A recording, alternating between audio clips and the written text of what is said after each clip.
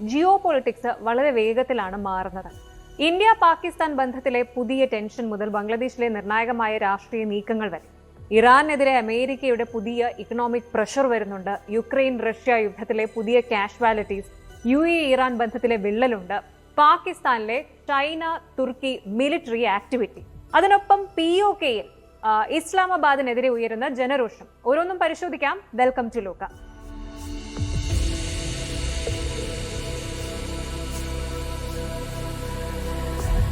International റിലേഷൻസിന്റെ ലോകത്ത് ആക്ഷനും റിയാക്ഷനും വളരെ ഇമ്പോർട്ടന്റ് ആണ്. പ്രത്യേകിച്ച് ഇന്ത്യയും പാകിസ്ഥാനും തമ്മിലുള്ള ബന്ധം പറയുമ്പോൾ എടുത്തു പറയേണ്ടതില്ലല്ലോ, എപ്പോഴും ചൂടേറിയതാണ്. ഇപ്പോൾ ഇതാ ഡൽഹിയിലെ പാകിസ്ഥാൻ ഹൈക്കമ്മീഷന് മുന്നിൽ കഴിഞ്ഞ കുറെ വർഷങ്ങളായിട്ട് നമ്മൾ കണ്ടുവന്ന ആ വലിയ സുരക്ഷാ ബാരിക്കേഡുകൾ അപ്രത്യക്ഷമായിരിക്കുകയാണ്. വെറും ഒരു റോഡ് വൈഡനിങ്ങോ അല്ലെങ്കിൽ മോഡിഫിക്കേഷനോ ആണെന്ന് നിങ്ങൾ കരുതുന്നുണ്ടെങ്കിൽ തെറ്റി. ഇത് വെറും ഒരു ബാരിക്കേഡ് മാറ്റലല്ല, മറിച്ച് ഇതൊരു വ്യക്തമായ നയതന്ത്ര സന്ദേശമാണ്. എന്താണ് ഈ ടിറ്റ് ഫോർ ടാറ്റ് ഗെയിമിന് പിന്നിൽ? ഇന്ത്യ എന്തുകൊണ്ട് ഇപ്പോൾ ഇങ്ങനെ ഒരു തീരുമാനമെടുത്തു? പരിശോധിക്കാം. ഡൽഹിയിലെ ചാണക്യപുരയിൽ സ്ഥിതി ചെയ്യുന്ന പാകിസ്ഥാൻ ഹൈക്കമ്മീഷന് പുറത്ത് ട്രാഫിക് നിയന്ത്രണത്തിനും സുരക്ഷയ്ക്കുമായിട്ട് സ്ഥാപിച്ചിരുന്ന കനത്ത ബാരിക്കേഡുകളും ബൊളാഡുകളും അതുപോലെ ക്യൂ മാനേജ്മെന്റ് സ്ട്രക്ചേഴ്സും എന്നിവയെല്ലാം നീക്കം ചെയ്തു. പണ്ടൊക്കെ അവിടേക്ക് പോകുമ്പോൾ വലിയൊരു സുരക്ഷാ വലയം നമുക്ക് അനുഭവപ്പെടാറുണ്ടായിരുന്നു. എന്നാൽ ഇപ്പോൾ അവിടെ സുഗമമായ ഗതാഗതം സാധ്യമാക്കുന്ന രീതിയിൽ റോഡ് ഫ്രീ ആയിരിക്കുകയാണ്. ഈ നടപടിക്ക് കൃത്യം 3 ദിവസം മുൻപാണ് ഇസ്ലാമാബാദിലെ ഇന്ത്യൻ ഹൈക്കമ്മീഷന് മുന്നിലെ സുരക്ഷാ ബാരിക്കേഡുകൾ പാകിസ്ഥാൻ ഭരണകൂടം നീക്കം ചെയ്തത്. ഇന്ത്യയുടെ നയതന്ത്ര ഓഫീസുകൾക്ക് നൽകിയിരുന്ന പ്രത്യേക പരിഗണനയും നിയന്ത്രണങ്ങളും കുറച്ചുകൊണ്ടുള്ള പാകിസ്ഥാന്റെ ആ നടപടിക്കുള്ള കൃത്യമായ മറുപടിയാണ് ഇന്ത്യ ഇപ്പോൾ നൽകിയിരിക്കുന്നത്. ഇവിടെ ഒരു വലിയ ചോദ്യം ഉയരാം, ഇതെന്താ കുട്ടിക്കളിയാണോ എന്ന്. അതായത് അവർ ബാരിക്കേഡ് മാറ്റി, നമ്മളും മാറ്റി. എന്നാൽ ഇത് അങ്ങനെയല്ല. ഇത് വളരെ പക്വമായിട്ടുള്ള ഒരു നയതന്ത്ര നീക്കമാണ്. അന്താരാഷ്ട്ര ബന്ധങ്ങളിൽ റെസിപ്രോസിറ്റി അല്ലെങ്കിൽ പരസ്പര സഹകരണം എന്നത് വലിയൊരു കാര്യമാണ്. കുറച്ചുകൂടെ സിമ്പിൾ ആക്കിയാൽ, നിങ്ങൾ അവിടെ ചെയ്താൽ അതിന്റെ മറുപടി ഇവിടെ ഉണ്ടാകും. അതാണ് കാര്യം. ഒരു രാജ്യം നമ്മുടെ ഹൈക്കമ്മീഷന്റെ സുരക്ഷയിൽ മാറ്റം വരുത്തുമ്പോൾ അങ്ങോട്ടും ഇങ്ങോട്ടും അത് പ്രതിഫലിപ്പിക്കേണ്ടത് ഇന്ത്യയുടെ ബാധ്യതയാണ്. ഇസ്ലാമാബാദിൽ ഇന്ത്യയുടെ നയതന്ത്ര ഉദ്യോഗസ്ഥർക്ക് ആവശ്യമായിട്ടുള്ള സുരക്ഷ ഉറപ്പാക്കാൻ പാകിസ്ഥാൻ മടിക്കുന്നുണ്ടോ എന്നൊരു സംശയം ഇതിന് പിന്നിലുണ്ട്. അതുകൊണ്ട് തന്നെ നിങ്ങൾ ഞങ്ങളുടെ സുരക്ഷ കുറയ്ക്കുന്നുണ്ടെങ്കിൽ നിങ്ങൾക്ക് ഡൽഹിയിലും അതേ അവസ്ഥയായിരിക്കും എന്നൊരു സന്ദേശമാണ് ഇന്ത്യ ഇവിടെ നൽകുന്നത്. ഒരു തരത്തിൽ പറഞ്ഞാൽ ഡിപ്ലോമസിയിലെ ചതുരംഗ കളിയാണ് എന്ന് പറയാം. ഇനി ഇതിനെ നമ്മൾ ഒരു ഒറ്റപ്പെട്ട സംഭവമായിട്ട് കാണരുത്. കഴിഞ്ഞ കുറെ നാളുകളായിട്ട് പാകിസ്ഥാൻ നേരിടുന്ന സാമ്പത്തിക പ്രതിസന്ധിയും ആഭ്യന്തര രാഷ്ട്രീയ പ്രശ്നങ്ങളും നമ്മൾ ശ്രദ്ധിക്കുന്നുണ്ടല്ലോ. അതിനിടയിലാണ് ജമ്മു കാശ്മീരുമായിട്ട് ബന്ധപ്പെട്ട വിഷയങ്ങളിൽ ഇന്ത്യയുടെ നിലപാട് ലോകം അംഗീകരിച്ചിരിക്കുന്നത്. US അംബാസിഡർമാർ ഉൾപ്പെടെയുള്ളവർ കാശ്മീർ സന്ദർശിക്കുകയും ഇവിടുത്തെ വികസനത്തെ പ്രശംസിക്കുകയും ചെയ്തത് പാകിസ്ഥാന്റെ വാദങ്ങളെ പൂർണ്ണമായിട്ടും പൊളിച്ചടുക്കിയിരിക്കുകയാണ്. അതായത് രാജ്യാന്തര തലത്തിൽ പാകിസ്ഥാൻ ഒറ്റപ്പെടുകയാണ്. ഇത്തരം ചെറിയ കാര്യങ്ങളിലൂടെ പോലും ഇന്ത്യ പാകിസ്ഥാന് നൽകുന്നത് വലിയൊരു സന്ദേശമാണ്. ഇന്ത്യ ഇപ്പോൾ പഴയ രീതിയിലല്ല മുന്നോട്ട് പോകുന്നത്. ഓരോ നടപടിക്കും ഇന്ത്യ മറുപടി നൽകാൻ തയ്യാറാണ്. 2025 പെഹൽഗാം ടെറർ അറ്റാക്കിന് പിന്നാലെ ഇന്ത്യ പാകിസ്ഥാൻ റിലേഷൻസ് വലിയ പ്രതിസന്ധിയിലേക്കാണ് പോയത്. അതിന് പിന്നാലെ ഇന്ത്യ ഓപ്പറേഷൻ സിന്ദൂർ ലോഞ്ച് ചെയ്തു. ഇന്ത്യയും പാകിസ്ഥാനും തമ്മിൽ മിലിറ്ററി കൺഫ്രണ്ടേഷൻ ഉണ്ടായി. മിസൈൽസ്, ഡ്രോൺസ്, മിലിറ്ററി സ്ട്രൈക്സ് എന്നിവ ഉൾപ്പെടെ ദിവസങ്ങളോളം നീണ്ട സംഘർഷത്തിന് ശേഷം സീസ് ഫയർ ഉണ്ടായി. എന്നാൽ സീസ് ഫയർ ഉണ്ടായത് കൊണ്ട് ഡിപ്ലോമാറ്റിക് റിലേഷൻഷിപ്പ് നോർമലായി എന്നല്ല. ഇരു രാജ്യങ്ങളും തമ്മിലുള്ള ട്രസ്റ്റ് ലെവൽ, ആ വിശ്വാസ്യത ഇപ്പോഴും വളരെ വളരെ താഴ്ന്ന നിലയിലാണ്. ഡിപ്ലോമാറ്റിക് എൻഗേജ്മെന്റ് പരിമിതമാണ്. അതുകൊണ്ട് തന്നെ ഹൈക്കമ്മീഷനുകളുടെ സെക്യൂരിറ്റി അറേഞ്ച്മെന്റ്സ് പോലെയുള്ള ചെറിയ കാര്യങ്ങൾ പോലും ഇപ്പോൾ വലിയ ഡിപ്ലോമാറ്റിക് സിഗ്നൽ ആയിട്ട് മാറുകയാണ്. ചുരുക്കത്തിൽ ഈ സുരക്ഷാ ബാരിക്കേഡുകൾ നീക്കം ചെയ്തത് ഒരു സാധാരണ നടപടിയല്ല, ഇന്ത്യയുടെ നയതന്ത്ര കരുത്തിന്റെ ഒരു പ്രദർശനം കൂടിയാണ്. വരും ദിവസങ്ങളിൽ ഇരു രാജ്യങ്ങൾക്കിടയിൽ കാര്യങ്ങൾ എങ്ങനെ നീങ്ങുമെന്നും അടുത്ത നീക്കം ആരുടേതായിരിക്കുമെന്നുമാണ് ഇനി കാണേണ്ടത്.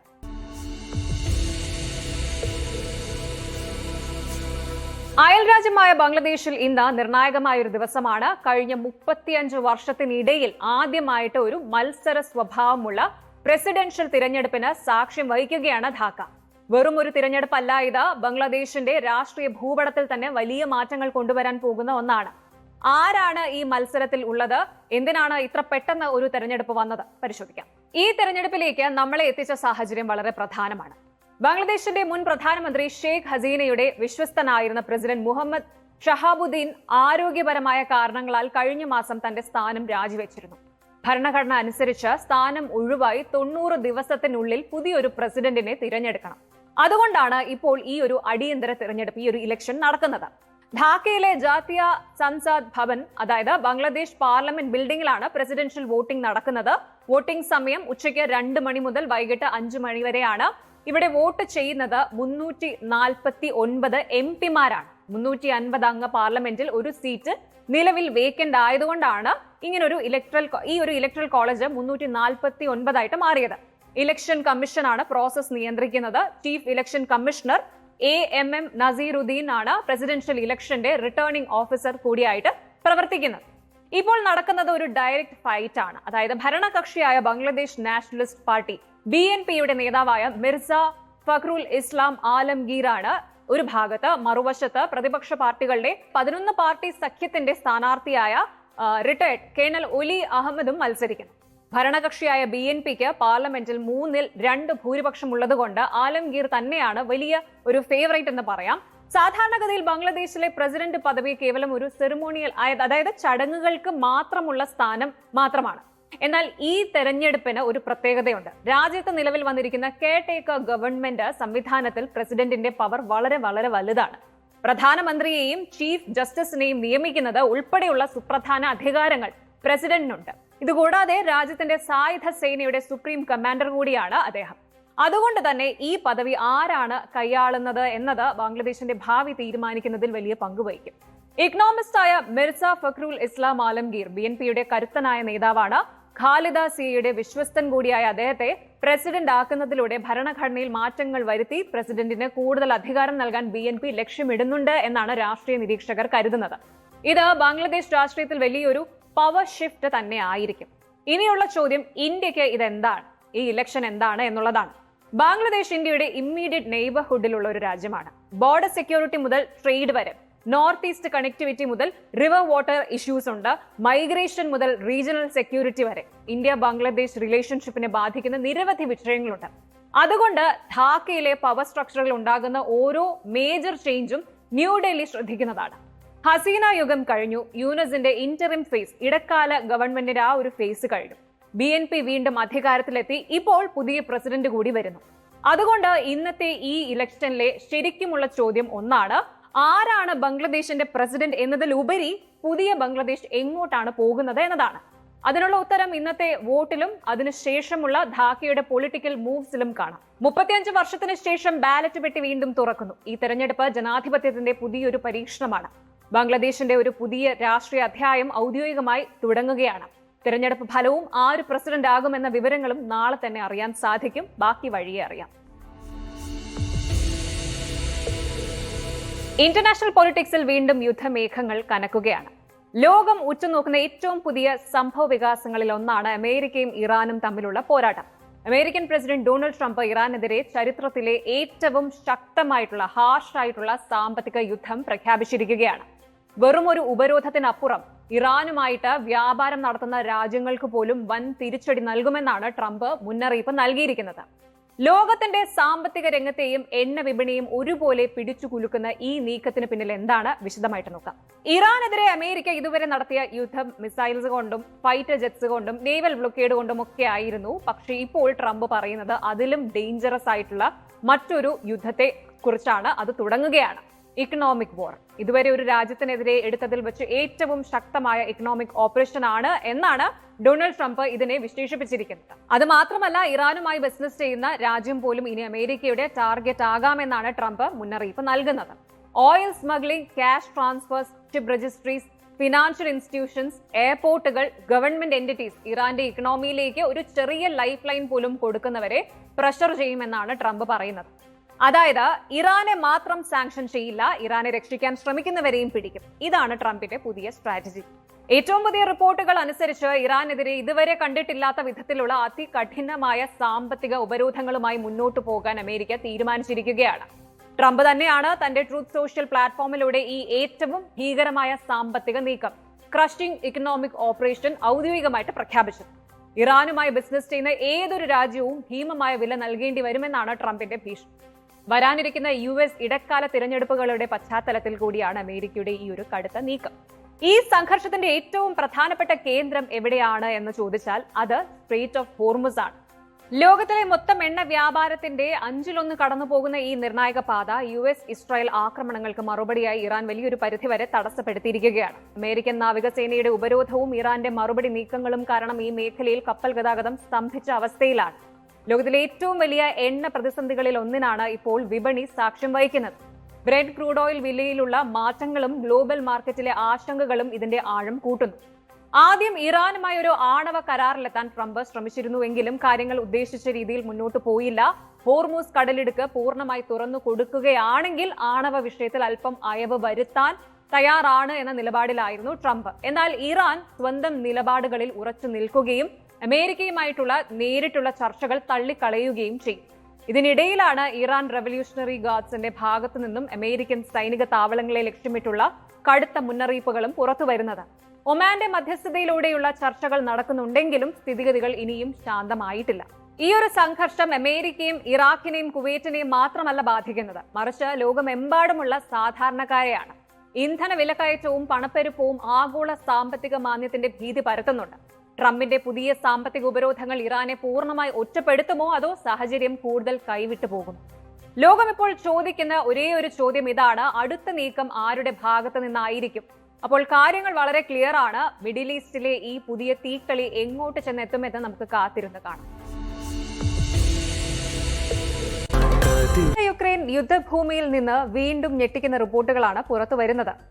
ആഗോളതലത്തിൽ പ്രതിരോധ രംഗത്തെ വൻ ശക്തികളായ അമേരിക്കൻ നിർമ്മിത പേട്രിയോട്ട് എയർ ഡിഫൻസ് സിസ്റ്റങ്ങളെ വെല്ലുവിളിച്ച് റഷ്യൻ യുദ്ധവിമാനങ്ങൾ യുക്രൈനിന്റെ ഹൃദയഭാഗത്തേക്ക് കടന്നു കയറിയിരിക്കുന്നു. അതെ, ആകാശത്ത് വൻ നാശം വിതച്ചുകൊണ്ട് റഷ്യൻ ജെറ്റുകൾ KH-59 ക്രൂയിസ് മിസൈലുകളുമായിട്ട് നടത്തിയ ആക്രമണം ലോകം മുഴുവൻ ഇപ്പോൾ ചർച്ച ചെയ്യുകയാണ്. എന്താണ് യഥാർത്ഥത്തിൽ യുദ്ധമുഖത്ത് സംഭവിക്കുന്നത് പരിശോധിക്കാം. ഏറ്റവും പുതിയ റിപ്പോർട്ടുകൾ അനുസരിച്ച് റഷ്യൻ വ്യോമസേന തങ്ങളുടെ അത്യാധുനിക യുദ്ധവിമാനങ്ങൾ ഉപയോഗിച്ച് യുക്രൈനിന്റെ പ്രധാന നഗരങ്ങളെയും തന്ത്രപ്രധാന കേന്ദ്രങ്ങളെയും ലക്ഷ്യമിട്ട് കനത്ത വ്യോമാക്രമണമാണ് നടത്തിയിരിക്കുന്നത്. യുക്രൈൻ പ്രതിരോധ നിരയെ ഞെട്ടിച്ചുകൊണ്ട് റഷ്യൻ ജെറ്റുകൾ അവരുടെ വ്യോമാതിർത്തി ഭേദിച്ചാണ് ഈ ആക്രമണം അഴിച്ചുവിട്ടത്. KH-59 വിഭാഗത്തിൽപ്പെട്ട ശക്തമായ മിസൈലുകളാണ് റഷ്യ ഈ ദൌത്യത്തിനായിട്ട് ഉപയോഗിച്ചിരിക്കുന്നത്. ഇത് യുക്രൈന്റെ തന്ത്രപ്രധാനമായ ഇൻഫ്രാസ്ട്രക്ചറുകളെയും സൈനിക കേന്ദ്രങ്ങളെയും ലക്ഷ്യം വെച്ചുള്ളതായിരുന്നു എന്നാണ് പുറത്തുവരുന്ന വിവരം. ഈ ആക്രമണത്തിൽ ഉപയോഗിച്ച KH-59 ഒവോഡ് മിസൈലുകൾ റഷ്യയുടെ ഏറ്റവും കരുത്തുറ്റ ആയുധങ്ങളിൽ ഒന്നാണ്. ദൂരപരിധിയും കൃത്യതയും കൊണ്ട് കുപ്രസിദ്ധമായ ഈ മിസൈലുകൾ തടയുക എന്നത് യുക്രൈനിന്റെയും സഖ്യകക്ഷികളുടെയും വ്യോമ പ്രതിരോധ സംവിധാനങ്ങൾക്ക് വലിയൊരു വെല്ലുവിളിയാണ്. അമേരിക്ക നൽകിയ പേട്രിയറ്റ് സംവിധാനങ്ങൾ ഉൾപ്പെടെയുള്ളവ ഈ മിസൈലുകളെ പൂർണ്ണമായി പ്രതിരോധിക്കുന്നതിൽ പരാജയപ്പെട്ടോ എന്ന ആശങ്ക ഇപ്പോൾ അന്താരാഷ്ട്ര മാധ്യമങ്ങൾ പങ്കുവയ്ക്കുന്നുണ്ട്. യുക്രൈൻ നാവികസേനയും പ്രതിരോധ യൂണിറ്റുകളും മുൻപ് ഇത്തരം മിസൈലുകളെ APKWS പോലെയുള്ള ചെറിയ ഗൈഡഡ് സംവിധാനങ്ങൾ ഉപയോഗിച്ച് തടയാൻ ശ്രമിച്ചിട്ടുണ്ടെങ്കിലും റഷ്യയുടെ ഈ പുതിയ ആക്രമണത്തിന്റെ തീവ്രത വളരെ വലുതാണ്. ഈ സംഭവം വെറും ഒരു വ്യോമാക്രമണം മാത്രമല്ല, മറിച്ച് ആഗോള രാഷ്ട്രീയത്തിലും സൈനിക തന്ത്രങ്ങളിലും വലിയ ചലനങ്ങൾ സൃഷ്ടിക്കുന്ന ഒന്നാണ്. യുക്രൈനിന് ലഭിക്കുന്ന പാശ്ചാത്യ രാജ്യങ്ങളുടെ സൈനിക സഹായങ്ങളുടെ ഫലപ്രാപ്തിയെക്കുറിച്ച് ഇതിനകം തന്നെ ചോദ്യങ്ങൾ ഉയർന്നു കഴിഞ്ഞു. റഷ്യൻ പ്രസിഡന്റ് വ്ളാഡിമിർ പുടിന്റെ ഭാഗത്തു നിന്നുള്ള ഈ കടുത്ത തിരിച്ചടി യുദ്ധത്തിന്റെ സ്വഭാവം തന്നെ മാറ്റിയിരിക്കുകയാണ്. പാശ്ചാത്യ രാജ്യങ്ങളുടെ പിന്തുണയോടെ മുന്നേറുന്ന യുക്രൈന് റഷ്യയുടെ ഈ മിസൈൽ മഴ വലിയൊരു തിരിച്ചടിയാണ് സമ്മാനിച്ചിരിക്കുന്നത്. ഈ സംഘർഷം തുടരുന്നത് യൂറോപ്യൻ രാജ്യങ്ങളുടെ സുരക്ഷയും ആഗോള സാമ്പത്തിക സ്ഥിരതയും ഒരുപോലെ ബാധിക്കുന്നുണ്ട്. ഊർജ്ജ പ്രതിസന്ധിയും വിതരണ ശൃംഖലയിലുള്ള തടസ്സങ്ങളും ലോകമെമ്പാടുമുള്ള സാധാരണക്കാരെയാണ് ബാധിക്കുന്നത്. റഷ്യയുടെ ഈ പുതിയ നീക്കം യുദ്ധം അവസാനിപ്പിക്കാനുള്ള സമാധാന ചർച്ചകളെ കൂടുതൽ പിന്നോട്ട് വലിച്ചിരിക്കുകയാണ്. ചുരുക്കത്തിൽ റഷ്യ യുക്രൈൻ യുദ്ധം കൂടുതൽ രൂക്ഷമായ ഘട്ടത്തിലേക്കാണ് പ്രവേശിക്കുന്നത്. അതുപോലെ ഇനി റഷ്യ യുക്രൈൻ യുദ്ധത്തിന്റെ ഇപ്പോഴത്തെ ലേറ്റസ്റ്റ് അപ്ഡേറ്റുകൾ നോക്കുമ്പോൾ യുദ്ധത്തിൽ ഇപ്പോൾ ഏറ്റവും വലിയ കൺസേൺ ഈ പറഞ്ഞ എയർ അറ്റാക്സ് ശക്തമാകുന്നു എന്നതാണ്. ഓഗസ്റ്റ് 20 കീവിൽ റഷ്യ നടത്തിയ വലിയ ഡ്രോൺ മിസൈൽ ആക്രമണത്തിൽ കുറഞ്ഞത് 12 പേർ കൊല്ലപ്പെടുകയും 33 പേർക്ക് പരിക്കേൽക്കുകയും ചെയ്തു. റെസിഡൻഷ്യൽ ബിൽഡിംഗുകൾ, മെഡിക്കൽ സെന്റേഴ്സ്, എഡ്യൂക്കേഷണൽ സ്ഥാപനങ്ങൾ എന്നിവയ്ക്കും ഡാമേജ് ഉണ്ടായിട്ടുണ്ട്. അതിന് തൊട്ടു മുൻപ് കാർഖിവ് മേഖലയിലെ ഒരു പ്രദേശത്ത് റഷ്യ നടത്തിയ മിസൈൽ അറ്റാക്കിൽ 10 പേർ കൊല്ലപ്പെട്ടിരുന്നു. അതായത് സിവിലിയൻ കാഷ്വാലിറ്റീസ് വീണ്ടും ഉയരുകയാണ്. UN കണക്കുകൾ പ്രകാരം 2026 ജൂലൈയിൽ മാത്രം 437 സിവിലിയൻസ് കൊല്ലപ്പെടുകയും 2610 പേർക്ക് പരിക്കേൽക്കുകയും ചെയ്തിട്ടുണ്ട്. 2022 മെയ് മാസത്തിന് ശേഷം യുക്രൈനിൽ സിവിലിയൻസിന് ഏറ്റവും കൂടുതൽ കാഷ്വാലിറ്റീസ് രേഖപ്പെടുത്തിയ മാസമായിരുന്നു ഈ ജൂലൈ. മറ്റൊരു പ്രധാന പ്രശ്നം എന്ന് പറയുന്നത് യുക്രൈന്റെ എയർ ഡിഫൻസ് മിസൈൽ ഷോർട്ടേജ് ആണ്. പ്രത്യേകിച്ച് പേട്രിയോട്ട് ഇന്റർസെപ്റ്റേഴ്സിന്റെ അവൈലബിലിറ്റി കുറയുന്നത് റഷ്യ മുതലെടുക്കാൻ ശ്രമിക്കുന്നതായിട്ട് റിപ്പോർട്ടുകൾ പറയുന്നു. അതേസമയം യുക്രൈനും തിരിച്ചടിക്കുന്നുണ്ട്. യുക്രൈനിയൻ ലോങ് റേഞ്ച് ഡ്രോൺസ് റഷ്യയുടെ oil refineries, fuel depot, military facilities എന്നിവ ടാർഗറ്റ് ചെയ്യുന്നു. ഈ അറ്റാക്സ് കാരണം റഷ്യയ്ക്ക് ഫ്യൂവൽ ഷോർട്ടേജ് നേരിടുകയും ഇന്ത്യയിൽ നിന്ന് പോലും ഗ്യാസലിൻ ഇമ്പോർട്ട് ചെയ്യേണ്ട സാഹചര്യം ഉണ്ടാവുകയും ചെയ്തു. ഇതിനിടെ റഷ്യൻ ഡ്രോൺ റൊമേനിയൻ എയർ സ്പേസിൽ കടന്ന് ക്രാഷ് ചെയ്തതും വലിയ ആശങ്കയാണ്. റൊമേനിയ നേറ്റോ മെമ്പർ ആയതിനാൽ ഇത്തരം ഇൻസിഡൻസ് കോൺഫ്ലിക്റ്റ് കൂടുതൽ ഡേഞ്ചറസ് ആക്കുകയാണ്. കരയിലാകട്ടെ റഷ്യയ്ക്ക് വലിയ ബ്രേക്ക് ത്രൂ ഇതുവരെ ഉണ്ടായിട്ടില്ല. റഷ്യൻ ഫോഴ്സസിന്റെ ടെറിട്ടോറിയൽ ഗെയിൻസ് വളരെ പതുക്കെയുമാണ്. അതിനാൽ മിസൈൽസ്, ഡ്രോണുകൾ, എയർ അറ്റാക്സ് എന്നിവയിലേക്കാണ് റഷ്യ കൂടുതൽ പ്രഷർ നൽകുന്നത്. ഇനി ഇവിടെ ഒരു ചെറിയ പോസിറ്റീവ് ഡെവലപ്മെന്റ് ഉണ്ട്. ഓഗസ്റ്റ് 19 റഷ്യയും യുക്രൈനും 103 ബന്ദികളെ വീതം എക്സ്ചേഞ്ച് ചെയ്തു. യുദ്ധം തുടരുമ്പോഴും ഹ്യൂമാനിറ്റേറിയൻ ലെവലിൽ കമ്മ്യൂണിക്കേഷൻ ഇപ്പോഴും മരവിച്ചിട്ടില്ല എന്നതിനുള്ള ഉദാഹരണമാണിത്.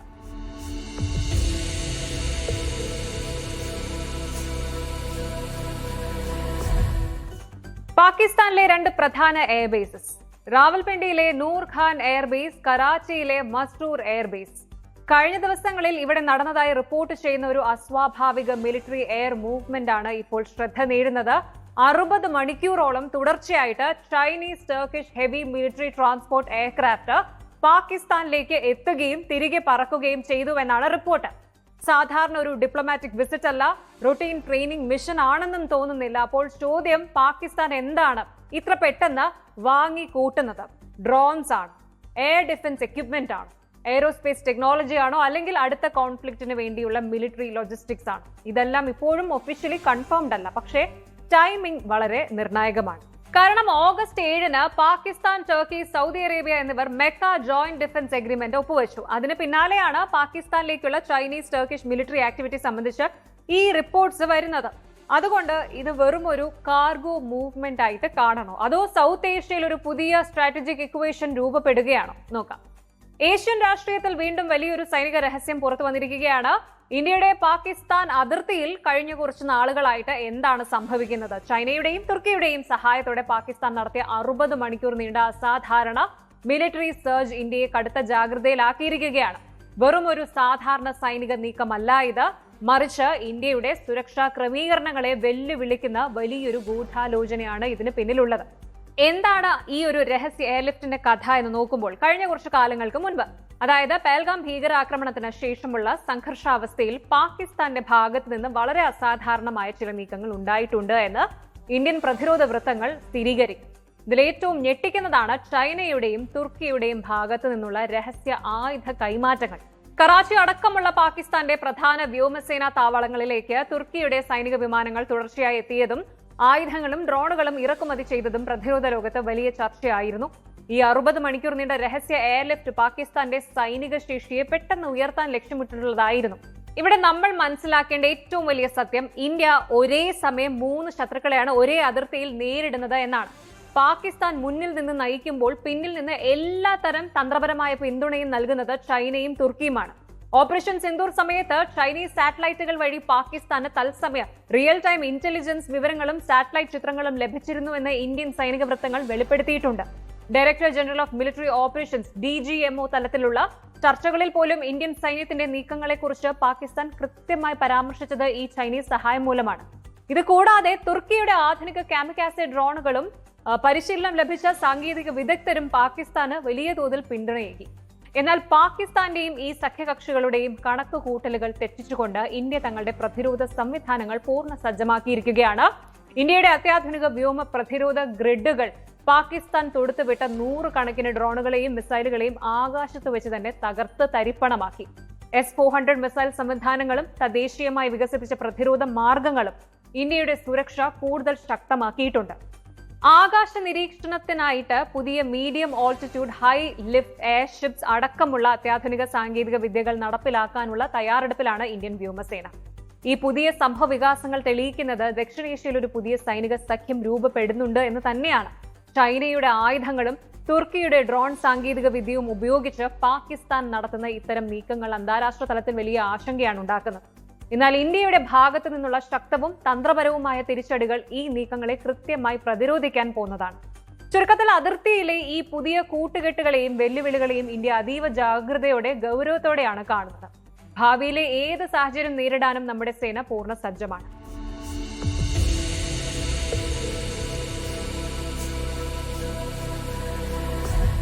ഒരു രാജ്യത്തിനുള്ളിൽ തന്നെ ജനങ്ങൾ സർക്കാരിനോട് പറയുകയാണ്, ഇനി നികുതി കൊടുക്കില്ല, വൈദ്യുതി ബില്ല് കൊടുക്കില്ല, സർക്കാർ ഓഫീസിൽ പോകില്ല. ഇതൊരു ചെറിയ പ്രൊട്ടസ്റ്റ് ആണെന്ന് തോന്നുന്നുണ്ടോ? അല്ല. പാകിസ്ഥാൻ അഡ്മിനിസ്ട്രേഷനിലുള്ള കശ്മീരിൽ മാസങ്ങളായിട്ട് തുടരുന്ന പ്രതിഷേധം ഇപ്പോൾ സിവിൽ ഡിസൊബീഡിയൻസ് മൂവ്മെന്റ് ആയിട്ട് മാറുകയാണ്. ഇനി ചോദ്യം വെറും ഇലക്ട്രിസിറ്റി ബില്ലിനെ കുറിച്ചല്ല, ഇസ്ലാമാബാദിന്റെ അതോറിറ്റി തന്നെ അംഗീകരിക്കണോ എന്ന ചോദ്യത്തിലേക്കാണ് പ്രതിഷേധം എത്തുന്നത്. JAAC joint Awami action committee ഇപ്പോൾ ജനങ്ങളോട് ടാക്സ് അടയ്ക്കരുത്, ഇലക്ട്രിസിറ്റി ബിൽസ് അടയ്ക്കരുത്, ഗവൺമെന്റ് ഓഫീസുകളിലും സ്കൂളുകളും ഒക്കെ ബോയ്ക്കോട്ട് ചെയ്യണം എന്നാണ് ആവശ്യപ്പെട്ടിരിക്കുന്നത്. അതിലും വലിയ കാര്യം, പ്രൊട്ടസ്റ്റേഴ്സ് പാകിസ്ഥാൻ ആർമിക്കെതിരെ മുദ്രാവാക്യം വിളിക്കുന്നുണ്ട്. ഞങ്ങൾ വെടിയുണ്ടയുടെ ഭരണത്തെ അംഗീകരിക്കുന്നില്ല എന്നാണ് അവരുടെ മെസ്സേജ്. ഇതിനിടെ ചില പ്രതിഷേധ നേതാക്കൾ ഇന്ത്യയുടെ സഹായം തേടുകയും ഞങ്ങൾക്ക് ഇന്ത്യയുടെ ഹ്യൂമാനിറ്റേറിയൻ അസിസ്റ്റൻസ് വേണമെന്ന് പറയുകയും ചെയ്തിട്ടുണ്ട്. അപ്പോൾ POKയിൽ പാകിസ്ഥാന്റെ കൺട്രോളിനെതിരെ ഒരു പുതിയ അധ്യായം തുടങ്ങിയോ? എന്താണ് ഇപ്പോൾ POKയിൽ നടക്കുന്നത്? പാകിസ്ഥാൻ ഭരണകൂടത്തിന്റെ ഉറക്കം കെടുത്തുന്ന ഏറ്റവും പുതിയ അന്താരാഷ്ട്ര വാർത്തയാണ് ഇപ്പോൾ പുറത്തു വരുന്നത്. പാക് അധിനിവേശ കശ്മീർ അഥവാ POKയിൽ ജനങ്ങൾ പരസ്യമായിട്ട് പാകിസ്ഥാനെതിരെ തിരിഞ്ഞിരിക്കുകയാണ്. കനത്ത വൈദ്യുതി ബില്ലുകളും അടിച്ചേൽപ്പിക്കപ്പെട്ട അന്യായമായ ടാക്സുകളും കാരണം പൊറുതിമുട്ടിയ അവിടുത്തെ ജനങ്ങൾ ഇസ്ലാമാബാദിലേക്ക് ₹1 പോലും ബില്ലോ ടാക്സോ അടക്കില്ല എന്ന് പ്രഖ്യാപിച്ചിരിക്കുകയാണ്. ഇത് മാത്രമല്ല, പാക് ഭരണകൂടത്തിന്റെ അടിമത്തത്തിൽ നിന്നും മോചനം നേടി തങ്ങളുടെ യഥാർത്ഥ ഐഡന്റിറ്റി എന്താണ് എന്നവർ വിളിച്ചു പറയുന്നു. കഴിഞ്ഞ കുറച്ച് നാളുകളായിട്ട് പാക് അധിനിവേശ കശ്മീരിലെ മുസാഫറാബാദ്, മീർപൂർ, റവാലാഖോട്ട് തുടങ്ങിയ വിവിധ പ്രദേശങ്ങളിൽ ജനങ്ങൾ തെരുവിലിറങ്ങി വലിയ പ്രക്ഷോഭങ്ങളാണ് നടത്തിക്കൊണ്ടിരിക്കുന്നത്. ഇതിന് പ്രധാന കാരണം അവിടുത്തെ സാധാരണക്കാരുടെ മേൽ അടിച്ചേൽപ്പിക്കപ്പെട്ട ഭീമാകാരമായ വൈദ്യുതി ബില്ലുകളും അന്യായമായ ടാക്സ് വർധനവുമാണ്. തങ്ങൾ ജീവിക്കുന്ന മണ്ണിൽ ഉൽപ്പാദിപ്പിക്കുന്ന വൈദ്യുതി മറ്റു പ്രദേശങ്ങൾക്ക് കൊടുത്തിട്ട് പകരം സ്വന്തം നാട്ടുകാർക്ക് തന്നെ ലക്ഷങ്ങളുടെ ബില്ല് അയക്കുന്ന പാകിസ്ഥാൻ സർക്കാരിന്റെ കൊള്ളരുതായ്മയാണ് ജനങ്ങളെ പ്രകോപിപ്പിച്ചത്. അവാമി ആക്ഷൻ കമ്മിറ്റി പോലെയുള്ള സംഘടനകളുടെ നേതൃത്വത്തിൽ ആയിരക്കണക്കിന് ആളുകളാണ് തെരുവിൽ സമരം ചെയ്യുന്നത്. കഴിഞ്ഞ 77 വർഷമായിട്ട് POKയെ സാമ്പത്തികമായി ചൂഷണം ചെയ്യുക മാത്രമാണ് ചെയ്തിട്ടുള്ളത് എന്ന് ജനങ്ങൾ തുറന്നടിക്കുന്നു. തങ്ങളുടെ പ്രദേശത്തു നിന്നുള്ള ജലവൈദ്യുത പദ്ധതികളിൽ നിന്ന് ലക്ഷക്കണക്കിന് മെഗാവാട്ട് വൈദ്യുതി ഉൽപ്പാദിപ്പിച്ച് പാകിസ്ഥാൻ മറ്റ് പ്രവിശ്യകൾക്ക് നൽകുന്നു. എന്നാൽ അവിടുത്തെ ജനങ്ങൾക്ക് ലഭിക്കുന്നത് വെറും ഇരുട്ടും കനത്ത ബില്ലുകളും മാത്രമാണ്. രാഷ്ട്രീയ നേതാക്കളും ഉദ്യോഗസ്ഥരും ആഡംബര ജീവിതം നയിക്കുമ്പോൾ സാധാരണക്കാരായ ജനങ്ങൾ പട്ടിണിയിലാണ് എന്ന് പ്രക്ഷോഭകർ ചൂണ്ടിക്കാണിക്കുന്നു. ഇസ്ലാമാബാദിലേക്ക് ഒരു തുക പോലും നികുതിയായിട്ട് നൽകില്ല എന്നും ബില്ലുകൾ പൂർണ്ണമായി ബഹിഷ്കരിക്കുമെന്നും ജനങ്ങൾ ഉറപ്പിച്ചു കഴിഞ്ഞു. ഈ പ്രതിഷേധങ്ങളുടെ ഏറ്റവും ശ്രദ്ധേയമായ മറ്റൊരു വശം പാകിസ്ഥാനുമായുള്ള സാംസ്കാരികവും രാഷ്ട്രീയവുമായ ബന്ധം പൂർണ്ണമായി തള്ളിക്കളയുന്നു എന്നതാണ്. പാകിസ്ഥാന്റെ ഭാഗമായി ജീവിക്കാൻ തങ്ങൾ ആഗ്രഹിക്കുന്നില്ലെന്നും തങ്ങളുടെ സംസ്കാരവും അവകാശങ്ങളും സംരക്ഷിക്കപ്പെടണമെന്നും ആവശ്യപ്പെടുന്ന മുദ്രാവാക്യങ്ങൾ അവിടെ ഉയരുന്നുണ്ട്. പാകിസ്ഥാന്റെ അടിച്ചമർത്തലുകൾക്കെതിരെ ശബ്ദം ഉയർത്തുമ്പോൾ തന്നെ ഈ മേഖലയിലെ ജനങ്ങൾ തങ്ങളുടെ യഥാർത്ഥ വേരുകളെക്കുറിച്ചും ഇന്ത്യൻ ഭാഗത്തെ വികസനങ്ങളെക്കുറിച്ചും സംസാരിച്ചു തുടങ്ങിയിരിക്കുന്നു എന്നത് പാകിസ്ഥാന് വലിയൊരു രാഷ്ട്രീയ തിരിച്ചടിയാണ്. പാകിസ്ഥാൻ കടുത്ത സാമ്പത്തിക പ്രതിസന്ധിയിലൂടെ കടന്നുപോകുന്ന ഈ സമയത്ത് POKയിൽ പൊട്ടിപ്പുറപ്പെട്ടിരിക്കുന്ന ഈ ജനകീയ വിപ്ലവം അവിടുത്തെ ഭരണകൂടത്തെ കൂടുതൽ പ്രതിരോധത്തിലാക്കിയിരിക്കുകയാണ്. സൈന്യത്തെയും പോലീസിനെയും ഉപയോഗിച്ച് സമരം അടിച്ചമർത്താൻ പാകിസ്ഥാൻ ശ്രമിക്കുന്നുണ്ടെങ്കിലും ജനങ്ങളുടെ പ്രതിഷേധം ഒതുങ്ങുന്ന ലക്ഷണമില്ല. അന്താരാഷ്ട്ര തലത്തിൽ മനുഷ്യാവകാശ ലംഘനങ്ങളുടെ പേരിൽ പാകിസ്ഥാൻ വീണ്ടും പ്രതിക്കൂട്ടിൽ നിൽക്കുന്ന നിമിഷമാണിത്. പാക് അധിനിവേശ കശ്മീരിലെ ജനങ്ങളുടെ ക്ഷമ പൂർണ്ണമായി നശിച്ചിരിക്കുന്നു. പാകിസ്ഥാന്റെ ചൂഷണത്തിനെതിരെയുള്ള ഈ പോരാട്ടം വരും ദിവസങ്ങളിൽ വലിയൊരു രാഷ്ട്രീയ മാറ്റത്തിന് കാരണമായേക്കാം. ലോകത്ത് സങ്കീർണതകൾ കൂടുമ്പോഴും ഓരോ ക്രൈസിസിനും പിന്നിൽ ഡിപ്ലോമസിക്കും ചർച്ചകൾക്കും അവസരമുണ്ട്. ഒരു രാജ്യത്തിന്റെ മിലിറ്ററി പവർ മാത്രമല്ല, ശരിയായ തീരുമാനമെടുക്കാനുള്ള പൊളിറ്റിക്കൽ വിസ്ഡം കൂടിയാണ് ഇത്തരം സാഹചര്യങ്ങളിൽ ഏറ്റവും നിർണായകം. വസ്തുതകളും സത്യങ്ങളും മനസ്സിലാക്കി കാര്യങ്ങളെ ബാലൻസ്ഡ് ആയിട്ട് കാണണം. ലോകത്ത് എന്തൊക്കെ മാറ്റങ്ങൾ വന്നാലും ഇന്ത്യ സ്വന്തം സുരക്ഷയ്ക്കും താല്പര്യങ്ങൾക്കും ഇവ സംരക്ഷിച്ച് സമാധാനത്തിനും സ്ഥിരതയ്ക്കും വേണ്ടിയുള്ള വഴികൾ ശക്തമായി പിന്തുടരാറുണ്ട്. എല്ലാ വെല്ലുവിളികളെയും അതിജീവിച്ച് ലോകം സമാധാനത്തിലേക്കും പുരോഗതിയിലേക്കും നീങ്ങുമെന്ന് നമുക്ക് പ്രത്യാശിക്കാം. Good night.